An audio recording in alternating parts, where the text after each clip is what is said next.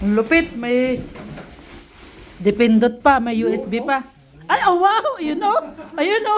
Ayun o! Patingin papa. Okay na? I-recline mo nga papa. Ikaw kaya? Oh wow! Ah, pwede pa palang humiga. As in, depende sa kung anong gusto mo. Kung 45 degrees, 90 degrees. Ayun o. Oh, papuin mo nga si Mayra, papa. Titingnan daw ni papa, pindutin mo. Hindi, dito siya uupo eh, kasi dito ka pipindot eh. Oh, sige. Oh, wow, Mayra, dunyan. Dating mo dyan ah. Grabe na itets. Oh, wow! Kulang na lang eh yung sigarilyo gumagano no. Dunyan ka na dyan.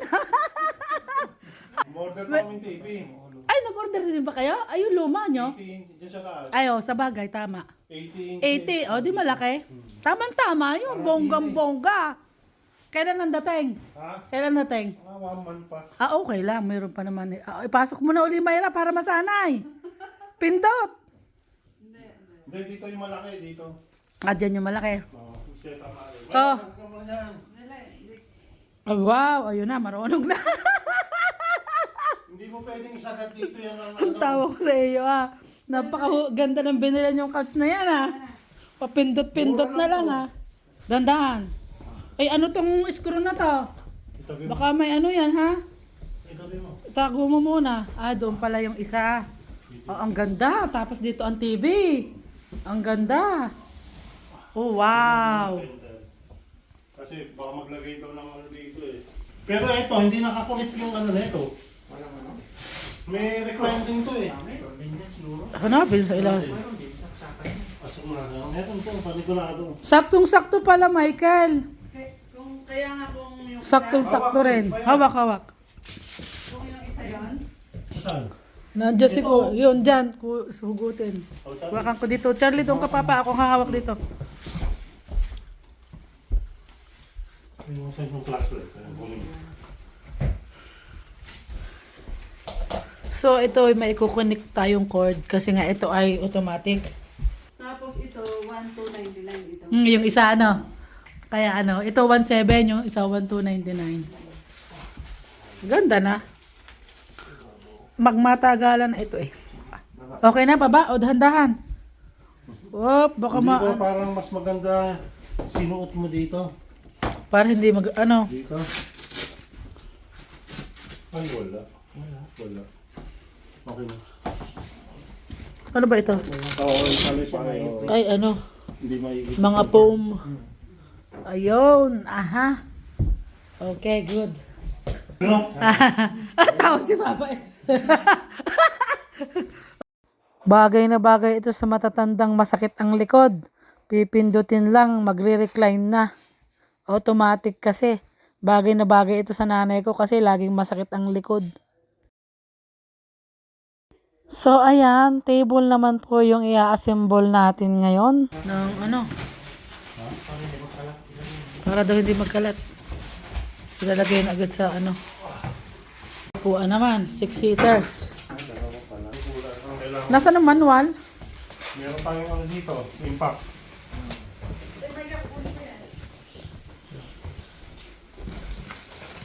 Ayan.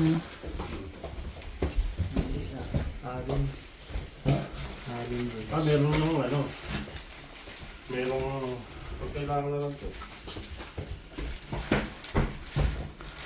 Ah, kompleto na ng gamit. May allen rings na.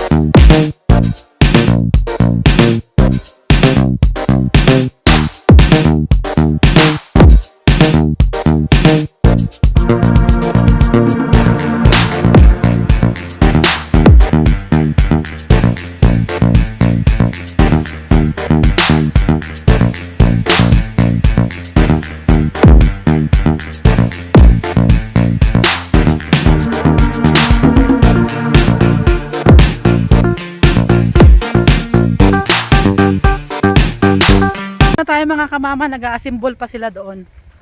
Binigyan tayo ng tinapay, isang katerbang tinapay. Pambaon ni Kapapa. Maya tayo babalik pag tapos na. Lulutuan ko muna si kabebe natin ng ulam. Bali, bumili sila ng yung upuan tsaka lamesa. Ina-assemble nila. Bali, yung dalawang yun ay mahigit 5,000. Maganda siya kasi yung upuan ay dipindot. Tapos may USB pa. Tapos yung lamesa nila 6-seaters. Pag natapos nilang assemble, titingnan natin mamaya. Kasi nga bumili sila ng bahay. Kaya bumili din sila ng bagong upuan tsaka lamesa para bago din. Kaya yun, pag maayos na yung bahay nila, kasi pininturahan ni Kuya Michael, yung may-ari ng bahay, titingnan natin yun, iba-vlog natin ang buong bahay. Pagka nakalipat na sila. Hindi pa sila nakakalipat. Bali naglilinis at nagpipintura pa lang sila. Bago sila lumipat, maayos na yung bahay. So yun, magluluto muna ako. Babalik tayo mamaya. Tingnan natin. May bigay si na Ate Mayra dito. Mga ulam. Oh, ang dami. Anak, thank you. Ang daming tinapay na binigay. Yan na Kuya Mike. Tsaka ni Ate Maika. Tsaka ni Ate Mayra. Naku, ang dami oh. Meron pang Spanish bread. Grabe ah. Oh yun, may chicken pa. Nak, may chicken, may ulam ka. Thank you, napakadaming tinapay. Ay, naku naman, daming biyaya. Thank you, thank you. Balik na tayo mga kamama. Andun lang po yung bahay nila oh. Ilang hakbang lang sa amin. So, babalik na tayo. Ano na kayang natapos nila? Kasi pag alis ko doon, nasa pangatlong upuan na sila.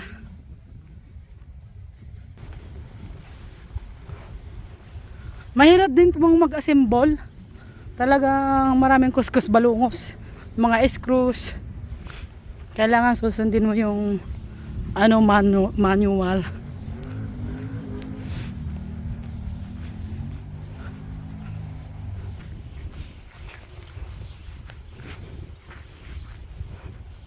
Nandito na tayo. Ano na kayang nila natapos? Ikaw, ano na kayang natapos? Tapos na? Oh. Ito na yung Oh wow, ang ganda. Ang ganda ng upuan. Mapapawaw ka. Upuan pa lang, ulam na. Kasi noon, kaya parang merong cabinet. May mga dyan, hassle dyan sa sulok-sulok. Saan mo nilagay yung cabinet niyan? Sa baba, nakasiting pretty na sa kanto. Nilagyan ko ng gamit niya. Lahat ng mga pangtrabaho niya. Okay. Sakto, ani. Nanalo na kay kapatid ko Nahulaan niya Nawalaan niya yung... Nagtanong ba? Nagtanong.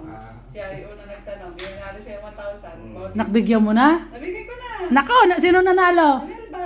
Nako, Melba, shout out. Ikaw pala ang nanalo dun sa 1,000. Panoorin niyo yung latest vlog ni Pauline ng May 16. Pinanood ng kapatid ko na lalaki, nasa Antipolo. Kala ko mahaba Pinanood Hindi, nila, isa. pero hindi naman sila nag-comment. Oo. Ay, hindi nga nila alam. Di ba yan ang usapan natin? Once na may nag-comment, mananalo lang 1,000. Sabi ko, ba't ko sasabihin sa inyo na Oh, may premyo? premyo. Oh.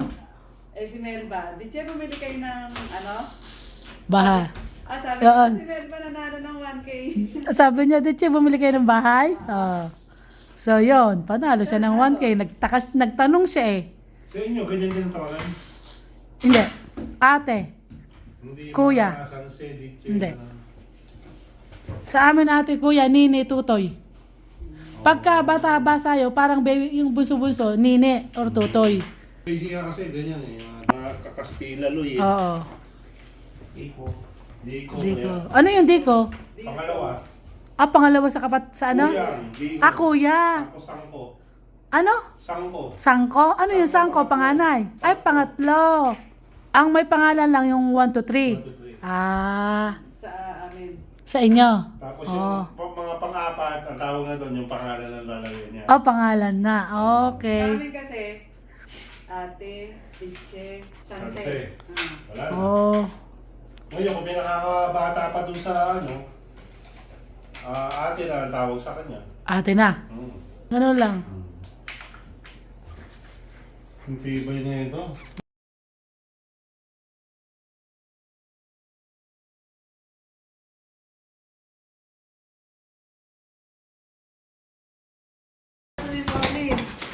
Dahil, Dahil yan, binanggit mo nga sa akin. yan yung gustong gusto ko matagal na, di ba? Sinasabi ko sa'yo. Ano to? Wala yan. Ano, Ay, pwede yan kasi nasa ground kayo, kahit mabigat. gitna natin. Di ba?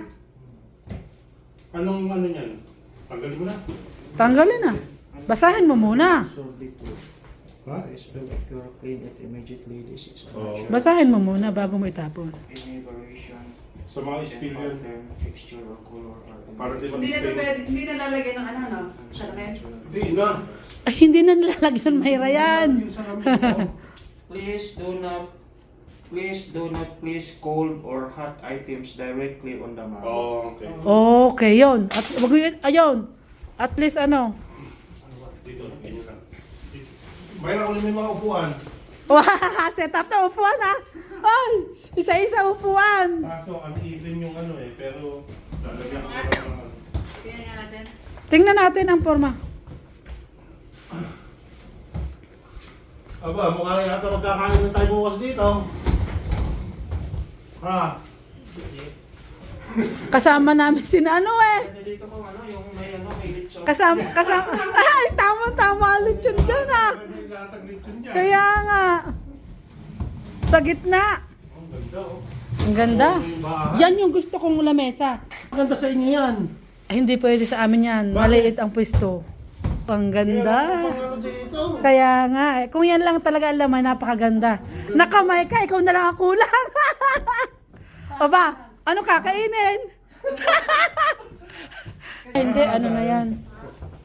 Napakaganda. Yung pampalis niya ito. Alam mo, mura na ito. Magkano yung lamesa at saka yung upuan na yon?